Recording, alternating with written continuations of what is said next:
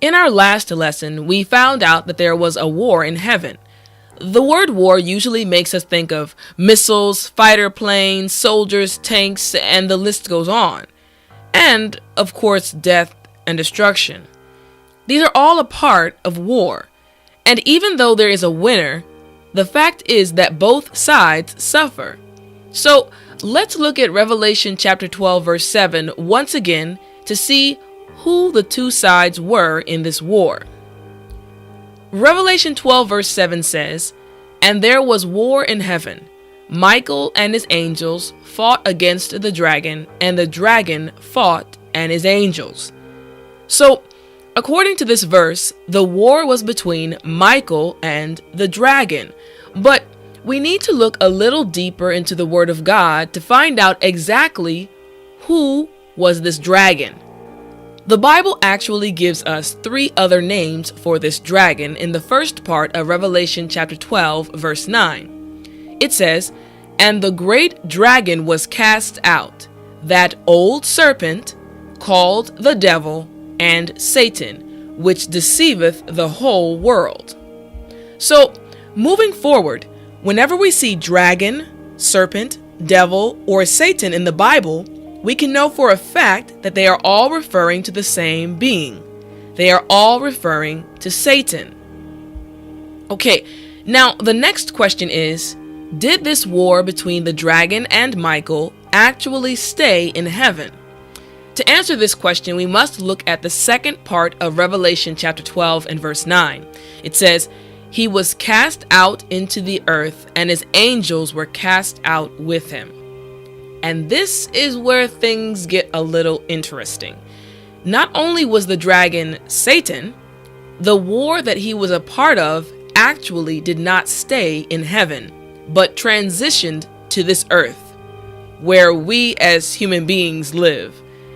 Now, before we get into the reason it transitioned to this earth, we first must answer the lingering question of how the devil even got in heaven in the first place. And on top of that, was he always bad? Let's go to Isaiah chapter 14 and verse 12. In this verse, we learn that the dragon also had another name. But it was not just any name. It was actually his original name. The verse says, "How art thou fallen from heaven?" So we know for a fact that we are talking about the same being. "O Lucifer, son of the morning, how art thou cut down to the ground, which didst weaken the nations?" So, according to this verse, Satan's original name was Lucifer, and he was considered the son of the morning.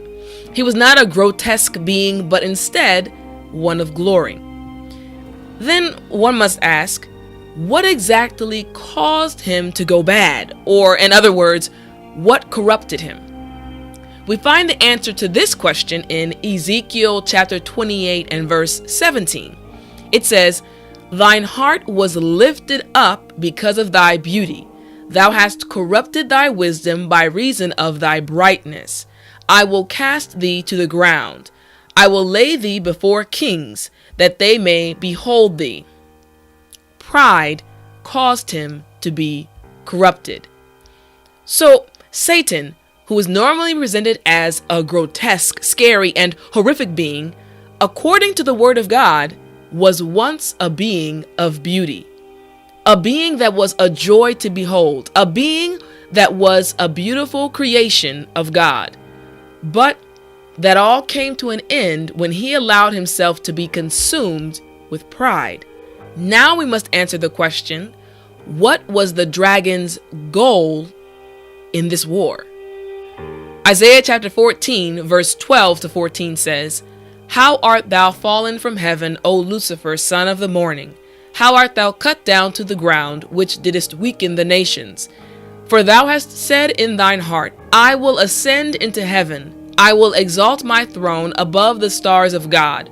I will sit also upon the mount of the congregation in the sides of the north. I will ascend above the heights of the clouds. I will be like the Most High." Basically, the dragon wanted to be like God. He wanted to be greater than God himself. So now that we know exactly who the dragon is and what made him that way, let's look back at how the war transitioned to the earth, or basically how human beings got involved in this war. You'll remember in our previous lesson that God created the earth in 6 days. On day 1, he made light. On day 2, he separated the waters. On day 3, he made dry land and plants. On day 4, he made the sun, moon, planets, and stars. On day 5, he made the flying creatures and the sea creatures. And on day 6, he made land animals and man. And we learned that all of this was done for human beings because the earth was to be our home. But we also learned that God gave man one command to follow. He instructed man to not eat from one tree that was in the garden because if he did, he would surely die. It was a simple rule, but it was this command that would be the center of man's entrance into the war. Once again, let's remember that the dragon's goal in the war was to exalt himself above God. So, with this in mind, it becomes easier for us to understand why the devil approached the woman in the garden in Genesis chapter 3, verses 1 to 5. Their conversation started with the devil asking her a question. Yea, hath God said, Ye shall not eat of every tree of the garden? To which Eve replied, We may eat of the fruit of the trees of the garden, but of the fruit of the tree which is in the midst of the garden, God hath said, Ye shall not eat of it, neither shall ye touch it, lest ye die. But it was the devil's next statement that once again revealed his goal to be above God. For in his statement, he tempted the woman to listen to his words over the words of God. He said to her, Ye shall not surely die, for God doth know that in the day ye eat thereof, then your eyes shall be opened, and ye shall be as gods, knowing good and evil.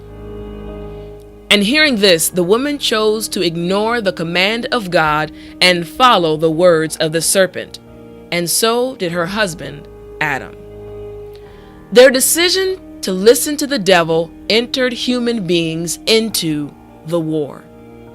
The war was initially between the dragon and Michael, and when human beings were created, they were shielded by the protection of God's command. But Romans 6 verse 16 tells us that whoever you listen to becomes your master. So, when Adam and Eve chose to listen to the words of the devil, not only did they enter human beings into the war, they also led human beings to be in captivity to the temptations and danger of the devil. Wait a minute. Well, why does the devil want humans? Can the situation be changed? And how can we overcome? Find out in our next lesson.